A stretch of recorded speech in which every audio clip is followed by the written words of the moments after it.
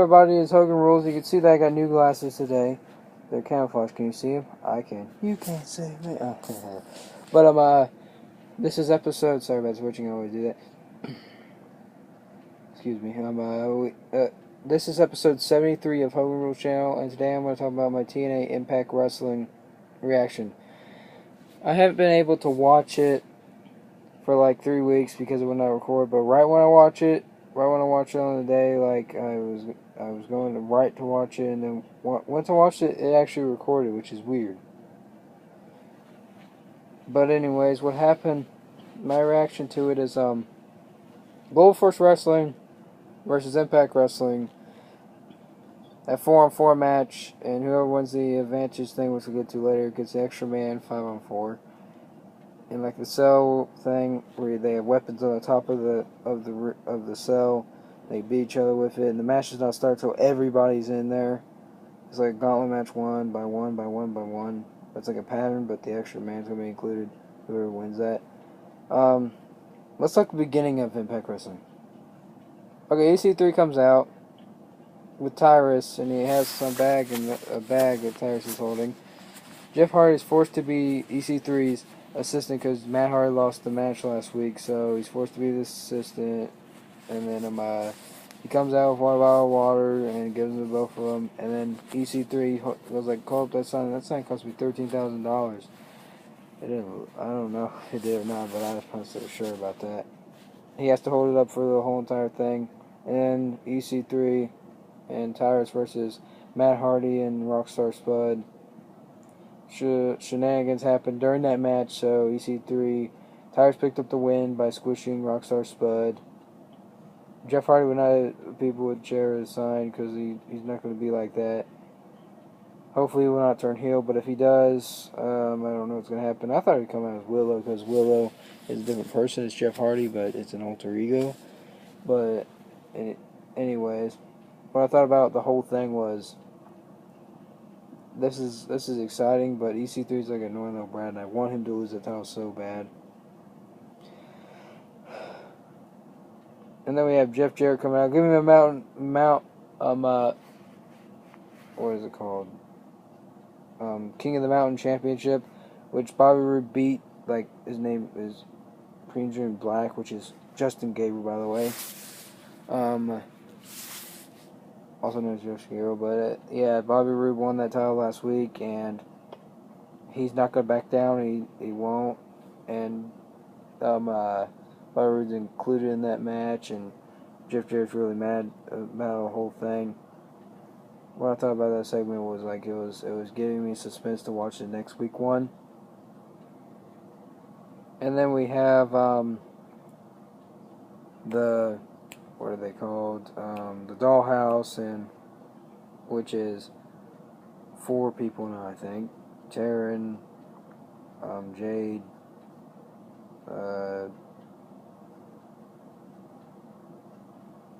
I don't know their names. There's a black girl, and then I think Rebel.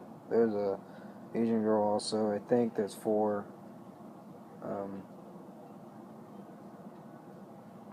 Ricky Bella or something like that. I don't know.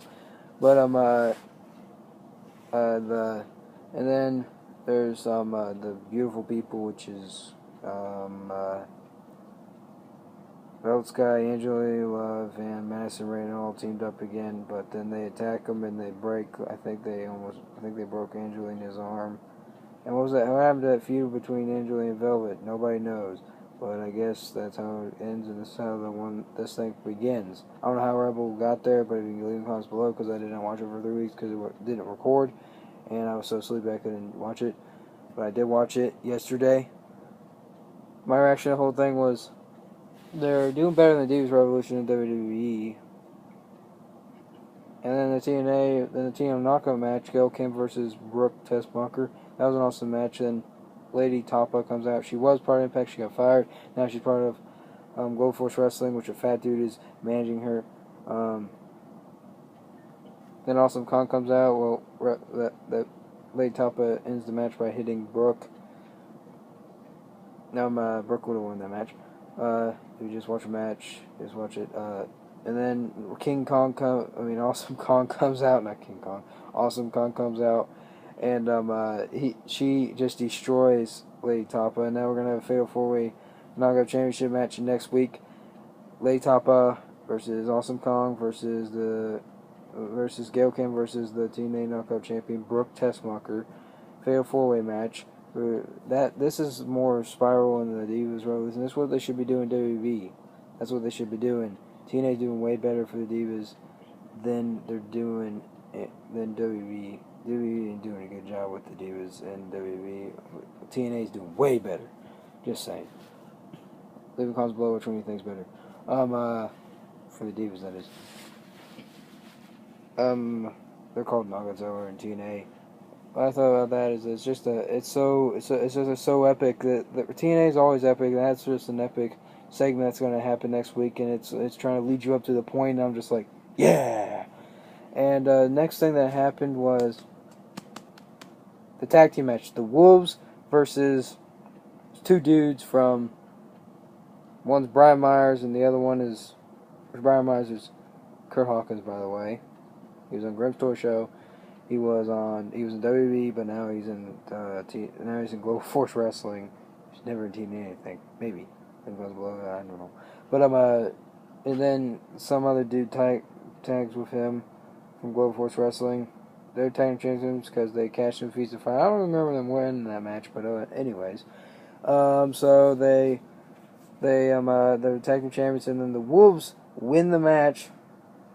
What was funny is Earl Hebner, the old referee from WWE, which got fired, he comes out and hits like the one guy, hits him right in the face, and then pins 1, 2, 3 for the one in the Wolves.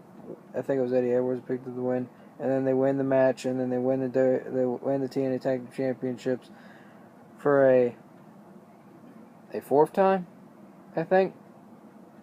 Yeah, when I think about this, it's gonna be it's kind of like WWE versus WCW. It's kind of like Raw at War. Now it's like Impact at War. It's pretty cool because they're trying to spiral this up and make it more exciting. That it keeps your attention watching. This is gonna be awesome. I don't know who's gonna take over. I hope TNA still stays where it is.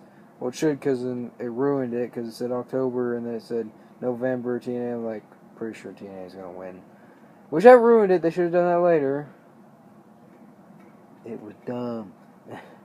But Global Force Wrestling somehow wins. What are they going to do? I don't know. Change it? They said TNA in one night only next week. Next 2 weeks. Idiots. That just ruined it. But who knows? Who knows what's going to happen? Maybe be shocked, surprised. Then we get to Drew Galloway, which is Drew McIntyre from WB history, and he quit and then came to TNA because they gave him a better opportunity, which they did. They crapped him with at TNA. Hopefully Slater comes in TNA because they're crapping on Heath Slater a lot. They should make him better than that, at least. Zack Ryder, he had a big push. He's kind of getting up there a little bit, but then winning a match back and forth. But anyways, let's go back to TNA. Drew Galloway versus Chris Milken, which is Chris Masters from WWE. Well, he does not do steroids anymore. That's why he's not as buff as he is anymore. But he still is pretty kind of big, tough. But he's kind of like just regular dude, big, not steroid dude big. Because in WWE he's doing steroids. You can tell. Sorry about the nose there. Hashtag nose biggin. Just kidding. You don't have to do that. But that was pretty funny. That's pretty funny that we have two WWE guys going Drew Galloway's in TNA, Chris Masters is in Global Force Wrestling. He's the captain. Drew Galloway's the captain for his team. And what happens is it's a lumberjack match with Global Force Wrestling over there, Impact people over there, which is the Wolves and Bobby Roode, and then it's those two dudes, Brian Myers and the other dude, the one fat dude, and some other two guys, I think. And they start fighting and whatnot. They start fighting. Oh yeah, it's Bobby Lashley for TNA also. They start fighting, ring the bell, ding ding, and it starts going off. And it was a pretty epic match until the end where where someone, well, at the end, Jeff Jarrett came out with his like silver guitar. He's about to hit Drew Galloway with the guitar, but then Eric Young comes out and he's about to hit Jeff Jarrett with the guitar, but turns around, hit Drew Galloway with the guitar, and then he pins. Then Chris Masters pins him and wins the match for that. That means they get an extra man for the next week match in the 4-on-4, which they get an extra man 5-on-4. But it's like one team comes out, an opposite team member comes out, goes back and forth until the whole people are in there and the match begins. The weapons are up at the top of the cell, and it's pinfall only and submission, I think. Yeah. I think there's elimination. I don't know how it works. I'll figure out next week. Alright. Unless you leave a comment below. But, let's go. I forgot about that Eric. What I thought about the whole thing first was, like, Eric Young, isn't he a bad guy? Oh, he just turns around and hits him. I'm like, come on, dude. This company gave you a chance. You've been here for 10 years. You should know that. And they gave you a really good chance. You're still having a really good chance. And then you just screw him over. This kind of sucks. Dixie Carter's good now, by the way. Jeff Jarrett's bad. Yeah, we're gonna forget about the Bully Ray incident because he's just in WWE as the Dudley Boys again, or what? I think it's supposed to happen with Jeff Jarrett take over, and then do all this crap again. My favorite TNA Impact moment was when the Aces and Eights were there, but anyways, that was in the past. That was 2012 or something, 2013, something like that. But what I think about this whole thing happening is just like Brawl at War, WWE versus WCW. It's like now it's like TNA Impact versus Global Force Wrestling. It's pretty cool. It's starting to like we're gonna take over the business. We're gonna change this up.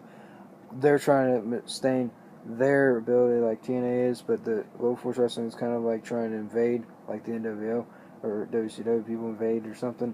This is pretty cool.